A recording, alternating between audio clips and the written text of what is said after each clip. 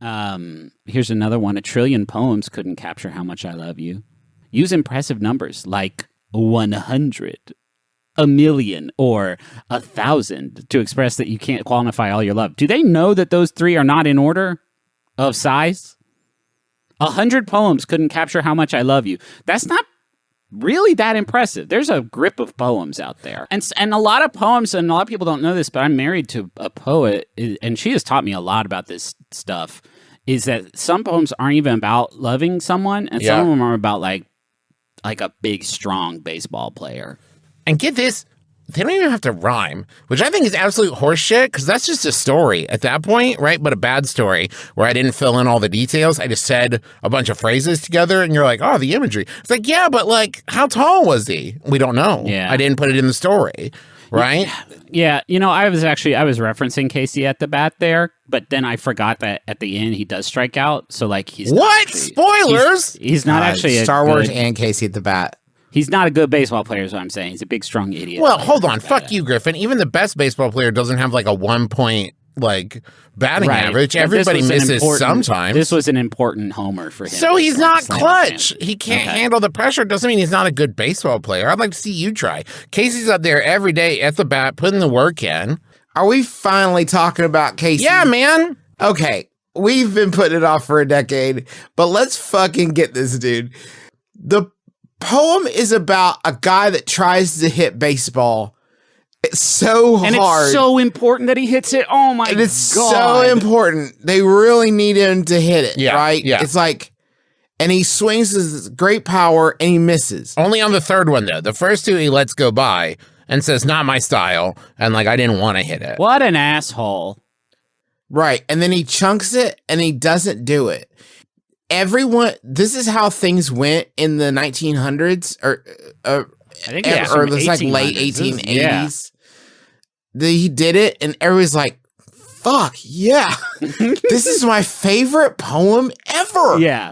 I'm going to keep bringing this up. I'm going to go to my friends and be like, guys, I just read the fucking coolest poem. It's about a guy who doesn't swing at a baseball a couple times, and then he does and misses and bums everybody out.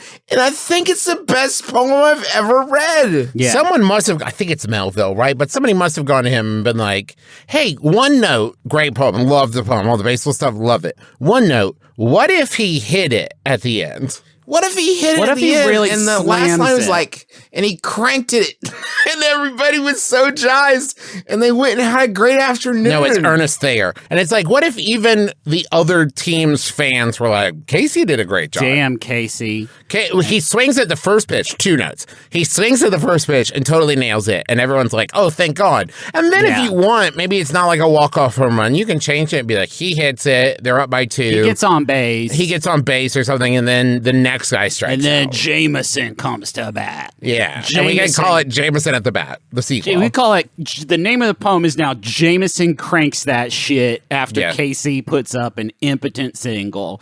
And maybe Jameson really cranks it, but what's this? Oh, the player, we'll call him Doohan. Doohan just like really leaps in the air, like a 9-foot leap. It's tremendous, catches it out of the air. Yeah. Right? So now it's like, oh, everybody did a great job. Everybody did a great job. Doohan especially, swimming in tush. Oh yeah. There could be 4 or 5 more stanzas. And it's like, and then maybe they go into overtime. They're tied.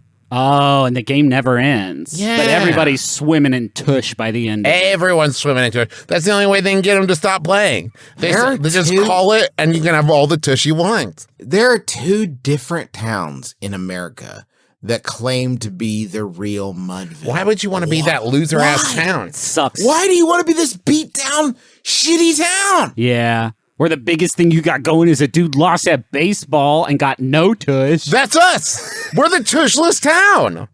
All right. We're the ones where it happened or didn't happen. That's my favorite stanza in Casey at the Bat, where it takes actually it's like 2 or 3 stanzas that talks about like every dimension of Casey's wiener. Yeah. Now the leather-bound sphere comes hurtling through the air. And did you check out this dude's hog?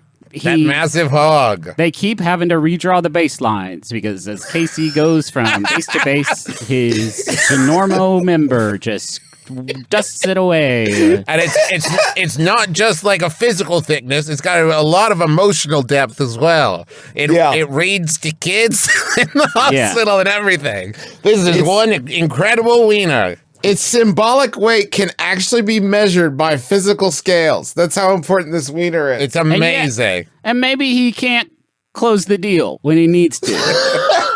But so he can't he has hit a baseball. But his automobile has a special sidecar for his thing, for that damn dirty thing Casey's got. If you got a 60-pound wiener, oh my God, go to the hospital. I'm the Casey at the Bat of Love. I'm trying to swing away and I keep missing.